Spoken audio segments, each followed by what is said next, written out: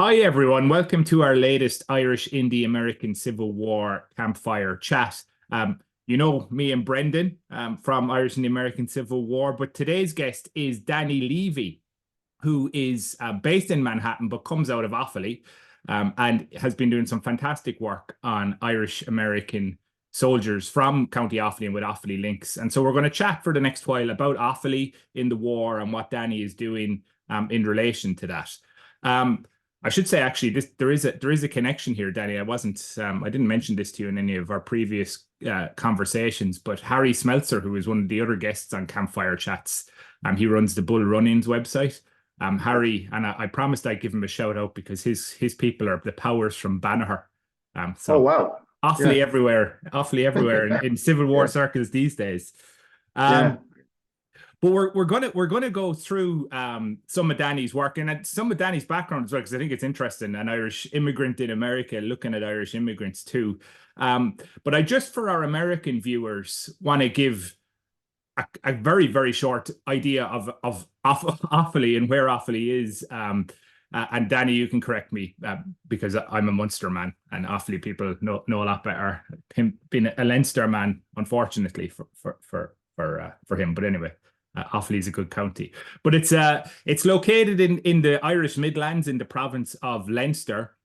And if you're ever researching people from the 19th century, you normally actually won't see Offaly written down because it was called in the 19th century King's County, actually named after King Philip of Spain in the 16th century when the English originally shired it. But it reverted back, if you like, to its Irish name, which was Offaly after Irish independence. So we always have a policy on the site, actually, on Irish and American Civil War, referring to it as Offaly, and the neighbouring county Laois, which was Queen's County, similarly. So people can find it. Just a bit about immigration numbers in terms of it. Like, if you like, the kind of raw material that Danny's working with are tens of thousands of immigrants out of Offaly. I was just looking up before we came on some of the figures. There aren't great figures for the kind of key famine period in the 1840s, but it's undoubtedly tens of thousands left. But we do know that at almost 21,000 people from Offaly alone left just in the 1850s to go to the United States. So you're dealing with huge numbers in relation to Offaly people who served. But we're going to go through some of the stories. But I think, Brendan, you were going to jump in just to get a bit of Danny's background. Yeah, Danny, excuse me. We were wondering if you could tell us a little bit about your story and how you came to be in New York from Ireland. Yeah, so I grew up in a village called Road in County Offaly.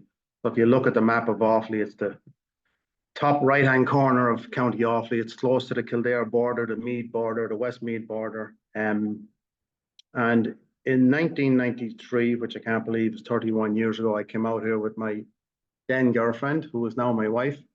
Early in the 90s, this was, of course, pre-Celtic Tiger. He or she wasn't born yet. And visas at the time were relatively easy. There was the Donnelly visa, the Morrison visa for Irish who wanted to travel. So we were in our early 20s, and we came over here in 1993. We lived in the Bronx for about a year, and then we moved to Yonkers, only a couple of miles different from where we were in the Bronx. And we lived in Yonkers for almost 20 years. About 11 years ago, we moved down to Manhattan. So I worked in the Carpenters Union for many years here in the city. And then about 11 years ago, I changed, and I'm now managing an apartment building in Manhattan. So I moved into the city. We moved into the city with our two children at the time. 2012, we have three kids now. My oldest is 16, Isabella. My middle guy, Daniel, is 13, and our youngest, Maggie May, is 11. So that's kind of my background. My wife grew up beside me in the village of Road, and that's sort of my story of coming to America, which doesn't seem like 31 or 32 years ago. It seems like yesterday, you know. It was a great time for all the early 90s because a huge amount of Irish were coming across all around my age, you know. And I was involved in the GA scene. I played football here. So it was the whole Gaelic Park thing in New York and So it was a great time. You know, the World Cup was here in '94. There was a huge buzz, and you know, it was a great time to be young and Irish in New York. Were you at the Italy at that game, time. Danny? Were you? Were you at that? I was not at the Italy game. I was at the Norway game, which All right. a snooze fest. Yeah, but I wasn't at the Italy game. Still good to be. Still good to be at one of them, though. Yeah. But that's kind of the background for my story. Cool. And I understand you're a board member on the American Irish Historical Society. Can you tell us a little bit about that? Yeah, it kind of happened, I suppose, a little bit by accident. I gave an online talk for Elizabeth Stack, who at the time was with, I think you might know her, Damien. She was with the Irish Heritage Museum in Albany. She's fantastic. Yeah, fantastic work she does. Yeah, great. She's our executive director now here in New York. So I kind of had a relationship with Elizabeth from that talk. Actually, Dr. Kieran Riley from Edenderry and I gave a talk for her a couple of years back. And so she got involved in the interim board. So the society here in New York was closed for a number of years, probably 4 or 5 years. And the previous board tried to sell the building and relocate. And I don't want to get into too much of the story, but anyway, it wasn't sold. An interim board was appointed to find a new board and start again. So I had a connection with Elizabeth. I was helping her out in the background for probably 6 or 7 months while she was involved in the interim board. And eventually I joined the main board, which is almost 12 months ago now. The American Irish Historical Society is about a 10-minute walk from where I'm sitting here on 5th Avenue. So it's close by, lots of events going on. We just opened up, Elizabeth recently opened up tours a couple of weeks back, so you can tour it. And it's going from strength to strength, a lot of work to do. The archives, there's a huge collection there that never were digitized or cataloged. Well, the catalog within the building, yes, but so there's a lot of work to do, but it's on the right path, thankfully. So you had that, you've had that long-standing interest in the history of the Irish coming into the States. So tell us a little bit about how that kind of developed into looking at the American Civil War and specifically Offaly guys. Yeah, it really, I think I told you, Damien, I didn't sit down one day and say this would be a great idea to look into the Offaly American Civil War. Sort of, as you know yourself, when you're researching one thing, you kind of go down a rabbit hole in something else. And that was the case with me because I was researching a man who had strong connections to Offaly, Cornelius Heaney, who came out here in the 1784. He was very involved with the first Catholic church that was built here in the city. He founded an organization called the Brooklyn Benevolent Society, which is still in existence. It's a non-for-profit society, typically mostly hinging around the Catholic churches and schools. But a long story short, his whole archive collection survived. He became very wealthy in this fur business. Patrick's Cathedral was built on. He was one of the top funders for the first Catholic church in New York, St. Peter's. So the Brooklyn Benevolent Society gave me access to his archive collection, which is about 6,000 documents, which I still have in my possession. And within those documents, there was lots of information on families from Edenderry that Heaney would have brought to America over the course of 4 or 5 years. Not necessarily blood relatives, but friends or people from the locality. And one of those families was the Bennett family. And that led me to Colonel Michael Bennett. He was with the 28th Regiment.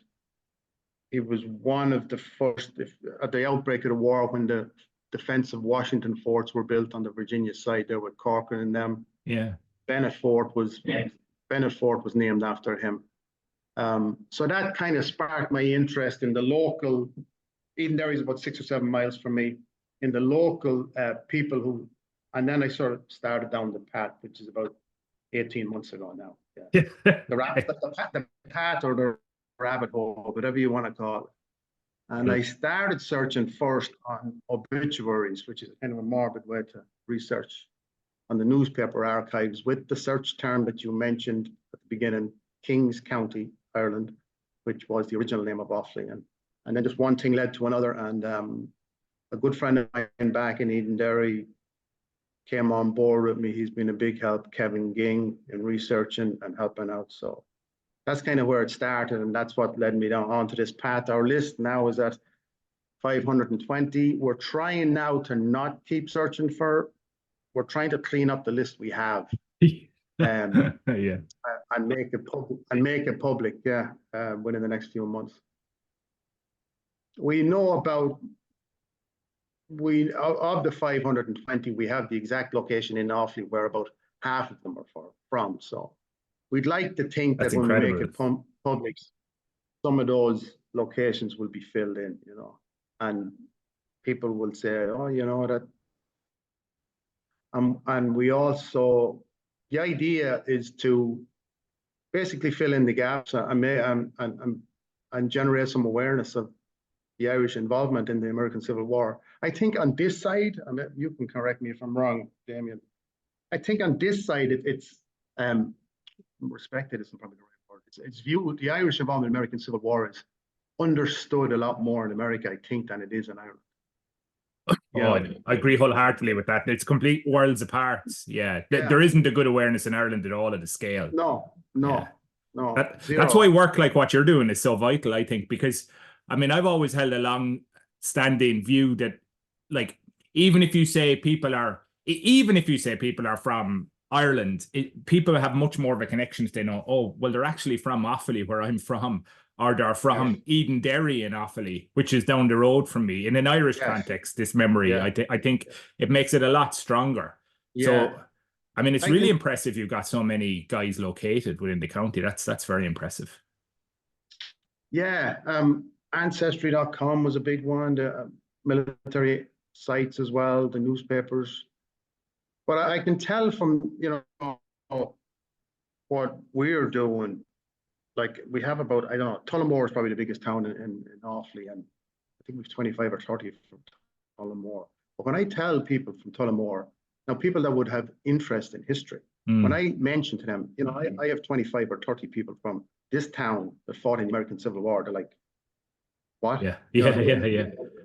So it just kind of makes you realize that it's virtually, I won't say virtually unknown, somewhat unknown, you know, the involvement. And even my small village, we have 4 or 5 from road, and we have, I don't know, Edenderry, probably 20 from Edenderry as well, you know. And telling people in Edenderry who have an interest in history and all these towns and villages around Offaly, telling them about these people, everyone seems to be in awe, you know.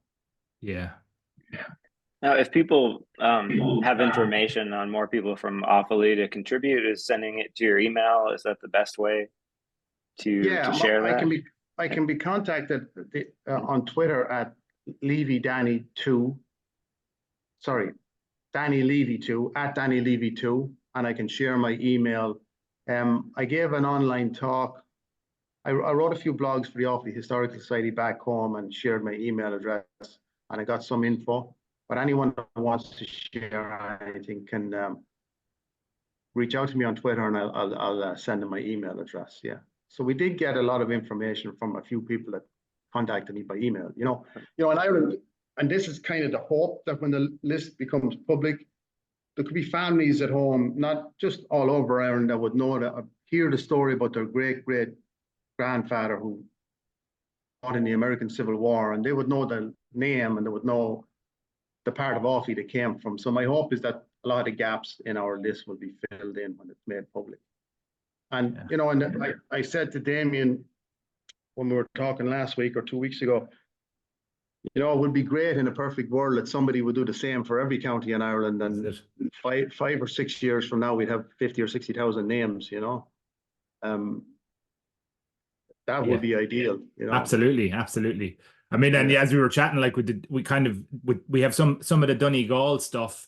We're hopefully going to get some Leitrim stuff as well. So, but it'd be great to, you know, because we are talking about, and I beat this drum consistently, like for a lot of the counties, it's the biggest war in history for the numbers of men who served in terms of sheer scale, and people just don't realize that at all. Like, it tops World War One for Irish involvement? It's probably it's very close. I mean, we would never know for sure, I think, but for what we could say, I think with a degree of certitude is that for the counties that had the biggest outward migration in the kind of famine era, there would be no comparison. It would far exceed the First World War. There's lots of other factors, of course. The population's a lot smaller in the First World War, you know. So the First World War is a larger scale based on the population that's within Ireland. But That's right. they're terrifically close.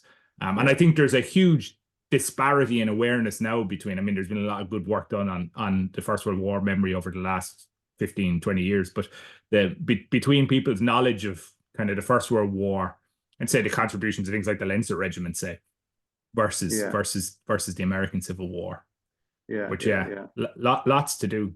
But you're not just, Danny, you're not just collecting the names. One of the other things, and I recommend people do follow your Twitter account, because one of the other things you're doing is you're actually visiting the graves of a lot of these men, aren't you? I am. I'm in New York here, and I visited, I don't know how many, probably 50 or 60 graves in 4 states, New York, New Jersey, Connecticut, and Pennsylvania. Yeah, I only yesterday I was in Calvary Cemetery in Queens, and I visited 3 graves of Offaly men who took part in the Civil War. So yeah, my wife, my family don't like these detours to graveyards all across the northeast of America. But yeah, I visited lots of graves, and I put the Offaly flag on it. I take the pictures and I put them up. We've got great response, great response to that, Yeah, and fantastic. Another part of this, which I didn't realize at the start, I made great connections with descendants of a lot of these people through ancestry, and shared the pictures of the graves that I visited that they made. Some of these descendants are in Florida or the West Coast, and they may not have seen pictures of these graves. And they have provided me with lots of information too. As you know, Damien, recently I got a letter from Patrick Brown wrote a letter during the battle in Georgia to his sister about his brother Daniel being captured. There's another Daniel Behan, who was a Confederate soldier. We have about 18 or 19 Confederate soldiers on the list. I made connection with Daniel Behan's descendants of him. They sent me photographs of the accordion that he played and a letter that his dad wrote to him. And even Michael Bennett that I mentioned at the start there, his family have been great to me. The Robertson family here in New York. They got his headstone inscribed there a few months back out in Holy Cross in Brooklyn. So I've been very lucky with the people I got in touch with. It's amazing what's in families, isn't it? It's amazing, really. There's such a resource there of material. It is, and I picked up a few Civil War letters, photographs of, items that they might have a tree on Ancestry, but they're not quite sharing everything when you go through the gallery on Ancestry. And they were great to me. A lot of them sending me stuff, That's super. That's absolutely super. Yeah. We were going to have a chat, I suppose, kind of for the kind of the second section, just about some individuals, and I think we all have. There's certainly one I want to mention in relation with an Offaly Connection. Given the day that's in it today, we're having this discussion on the 3rd of July. I was going to say 3rd of July 1863, but thankfully we're not having this discussion. But the anniversary of Gettysburg, and I know Brendan has come across Offaly guys as well. But Danny, like if you were to like what some examples of some of the type of stories and the men that you've been coming across. Yeah, I think for me, I mean, every story is interesting. Any of them that were involved in the Civil War, and we spoke about it, Damien. I think 80 or 90% of the people on my list were famine immigrants, children of the famine. I say children of the famine that became men on the battlefield, or for some of them, there were still children on the battlefield, 15 or 16 years of age. But for me, I think I'm interested in all stories. A couple of Confederate ones were very interesting to me, because I always try to track how they got to that location. In the northern states, in the Union states, you could trace immigration. The pockets of immigration usually are around work. It's mines, it's railroads, it's canals or something. So I was always interested in how people from Offaly or even Ireland ended up in southern states pre-Civil War. But the family stories are very interesting to me. Sets of brothers, and we have on the list approximately 30 sets of brothers.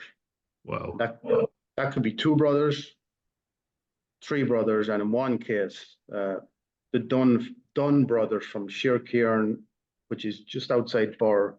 They were in the Wisconsin infantry, all 4 brothers, and they all survived. But their story was very interesting to me, that many of the same family were involved. The Behan brothers that I mentioned a little earlier, that name was Behan in Edenderry, Behan, and it became Bean, Bean in America. I don't know. Okay. You know that a lot of these surnames had a lot of changes. Yeah, that's a very interesting one because it makes it sound very un-Irish, doesn't it? Yes, yeah. Yes, You'd miss it that, is. like, yeah. And most of the changes, as you know, that the Irish names when they came to America, you can still sort of say that they're Irish. Yeah. This was an unusual one. The 2 Behan brothers from Edenderry were Confederate soldiers. One was in South Carolina, and one was in Georgia. Both of them actually survived the war, and like I mentioned earlier, I made a connection with their descendants who gave us a lot of information. John Stevens was from Lusma. He was another Confederate soldier in Georgia. His story is very interesting because his granddaughter, John Stevens, left Ireland around 1850. He followed 2 brothers who had gone to Georgia. He was only about 15 or 16 when he left. He went back to school in America, opened up a business, became very successful, joined the infantry in Atlanta when the war broke out, but survived the war.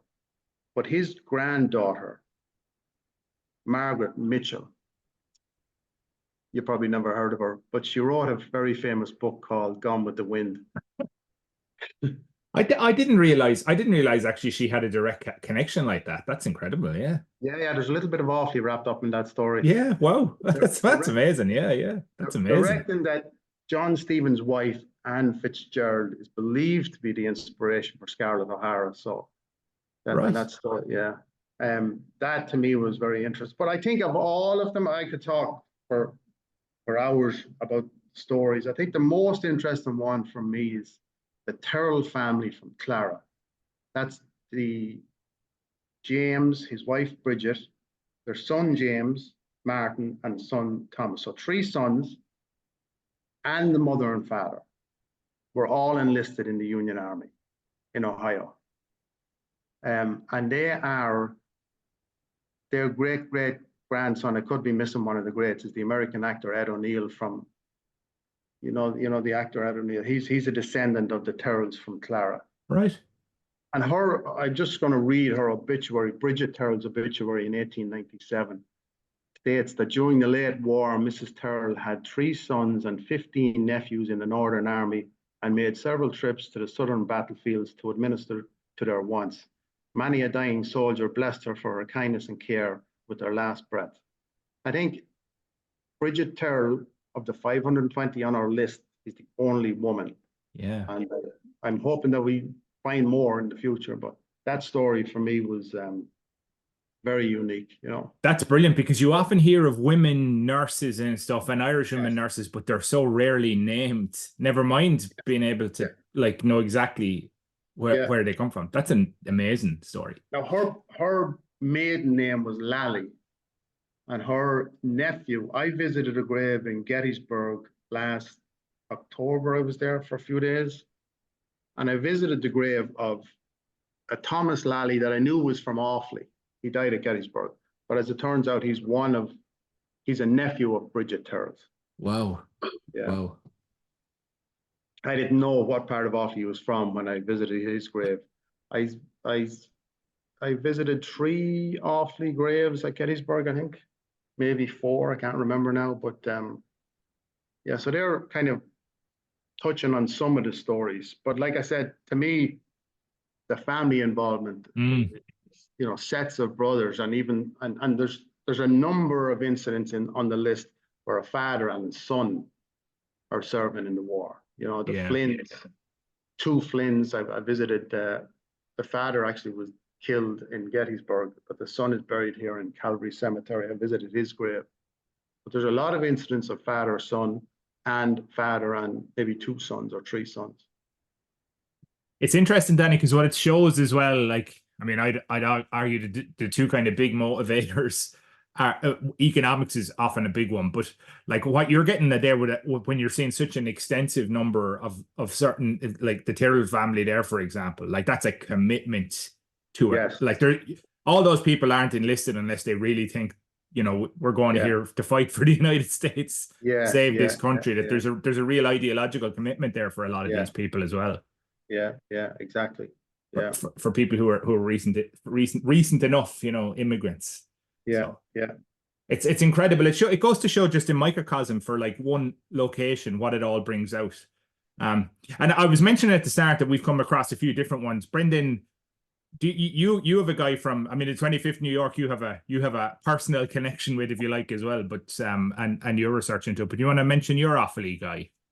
Sure. So I've done a lot of research on the 25th New York, specifically nicknamed Kerrigan's Rangers, which wasn't specifically an Irish American regiment, but recruited in New York City. They had a lot of Irish in them. And interestingly, a lot of what you said really resonated with what I found about this guy. His name was, on paper, it was John Cahoe, or Coe, spelled Cahoe or Coe, but the records show that his surname in Ireland would have been Keogh, Keogh. And am I saying that right? Yeah. Okay. That's as close as you're going to get. Yeah. And they had to even have testimony in the pension record saying, you know, this is how it was spelled in the States. This is how they bore the family name as a matter of convenience for them, because I think it just didn't translate well. It was too hard to try to express. And also, I'm not sure, I don't believe that his parents were literate too, so they couldn't just spell it out for people, which added to the difficulty. But he was from Edenderry, which you both mentioned. His parents were born, and they had an affidavit from the parish priest there, Reverend Andrew McMahon, from the parish church of, is it Killaan or Killane? Killaan, yes. Edenderry. Yes, that's where the original church was, in Edenderry, yeah. Okay. Yeah. And he gave a handwritten transcription of the parish register showing that John's parents, Lawrence Keogh, married Susan or Susanna Duffy, November 18th, 1827. And a lot of times these records outlive the actual parish archives, but I went through the NLI records, and sure enough, that marriage record is there. I do know that at least the father would have immigrated pre-famine. He died of cholera in Albany, New York in 1834. I'm not sure when John and his mother emigrated, but they were in Newport, Rhode Island by the time of the 1850 census, where he worked as a tallow chandler making candles, and then as a soap manufacturer. You know, and in that, his mother's pension records, there's testimony that he was supporting his widowed mother, paying most of his wages to her, providing her groceries and all of that. Wow. I don't know what brought him to New York, or if he even just came to enlist, because his mother was still in Newport, Rhode Island, but he enlisted in the 25th New York and was tragically killed at the Battle of Hanover Courthouse in 1862. His regiment suffered about 45% casualties there. They're a colorful regiment, the 25th, aren't they, Brendan? Yeah, from everything you've told me about them. And a soldier in another regiment in their brigade described them as being composed of New York roughs, Bowery boys, and dead rabbits. So, dead rabbits again, when you was the gang, right? Right, and a lot of the officers from this regiment were characters straight out of gangs in New York, and their colonel James Kerrigan was even one of the suspects brought up in the murder of Bill the Butcher. Wow. So proper connections, proper gangs in New York stuff. Yeah. Yeah, Yeah. they really were. And a few of their officers were close associates of the historical Bill the Butcher. But when you get into the records about a lot of the individual soldiers, you find, working class men supporting widowed mothers, supporting wives and kids and all that as well. Yeah. So there's a lot to the story. It sounds like that was the regiment they ended up in when they weren't wanted in any other one. Right, absolutely. And I did find, it does seem that way, especially I found some testimony of some soldiers who were younger soldiers who were getting rejected from other regiments, and 25th New York took them in. There was a guy who wandered over from Ohio, even, who ran away from home and found his way there. They took him in. They took him in. I wanted to just touch on one of the guys we have from the Andersonville Irish Project that we're running to try and identify Irish who died at Andersonville. But it's appropriate today because we're having this conversation, as I was mentioning earlier, on the 3rd of July, 2024. So it's the 161st anniversary of Pickett's charge, if you like, the last day of Gettysburg. But one of the regiments that were there were the 125th New York, which were mainly guys out of Troy, New York. Most of them have been, and they've been really heavily engaged in the earlier fighting at Gettysburg, but they were at the stone wall on the 3rd of July. And they were a regiment that had they were part of what were called the Harper's Ferry Cowards, because they were part of the group of the garrison in Harper's Ferry that were captured by Stonewall Jackson before the Battle of Antietam, through no fault of their own. But all of those men got labeled the Harper's Ferry Cowards, and they kind of had to try and prove themselves in battle afterwards. And the 125th definitely did that at Gettysburg. But one of the guys there was a guy called John Egan. He was in Company D, and Company D were out on the skirmish line. They were out in front of the stone wall on the 3rd as the Confederates started to launch the attack. And he was from Furban in Offaly. And he had worked. I'm definitely, this is the problem I have now with trying to pronounce New York names. Cohoes outside Troy, is that right? Cohoes? I'm terrible at pronunciation. Oh, I know. Yeah, that's how I would attempt to pronounce that name too. Yeah. Upstate New York needs like a pronunciation book. It's desperate. Anyway, but he was a factory worker at the Ogden Cotton Mills. So a lot of those places, of course, got severely damaged by the secession, because the cotton that they were relying on was in the South. So a lot of Irish guys thrown out of work. But he was 20 years old at Gettysburg. And one of the guys who was serving with him remembered that a guy called Michael Larkins, who was also Irish, remembered that the whole of Company D were on the skirmish line and were driven back. But John Egan, instead of falling back with the others, remained to fire his musket, and during the delay was captured. And Michael Larkins, again, this shows the connections. And like a lot of these guys probably are Offaly people too. But certainly Irish. Michael Larkins was the guy. He knew exactly how much money he sent to his mother and everything, because he wrote his letters for him. Because we know that, and so we know John Egan was illiterate. He couldn't write himself. So he had another Irish guy in his unit write his letters for him. But John spent from July the 3rd, 1864, all through the next 12 months in Confederate prisons. He was sent down to Belle Island, in Richmond, and then on to Andersonville the following February.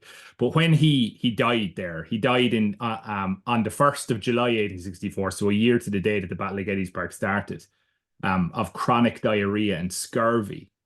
And he's engraved 2728 down there. But in the pension application, all the people who give the accounts on his behalf, on his family's behalf, are all other Irish American prisoners, guys who served with him in the regiment, or guys who knew him from Cohoes, where he was serving. So there's a guy, John Tierney, who was captured in November of 1863. He was in the 5th New York Cavalry. He says he met Egan when they were both prisoners. They arrived in Andersonville together on the 17th of February. They spent all their time there together as constant companions. He helped him when he was ill. He says he saw his dead body.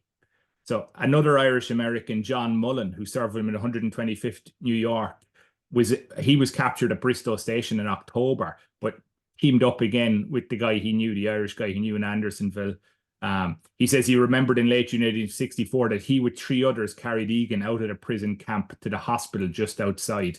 He'd been sick at that stage for about a month and he never saw him again, but everybody knew that he wasn't going to live.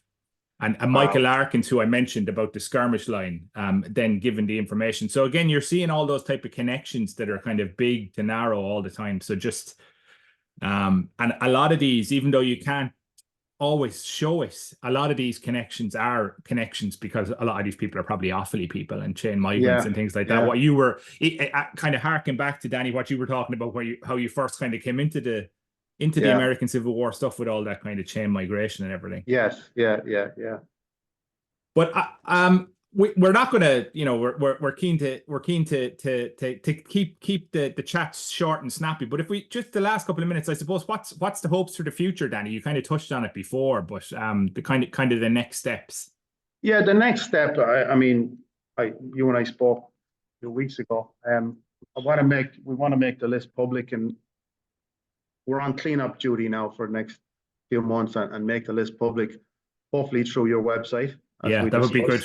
We'd be keen to have it on Irish American Civil War. Yeah, definitely. And we will try to fill in the gaps and continue on continue searching for others. I don't know.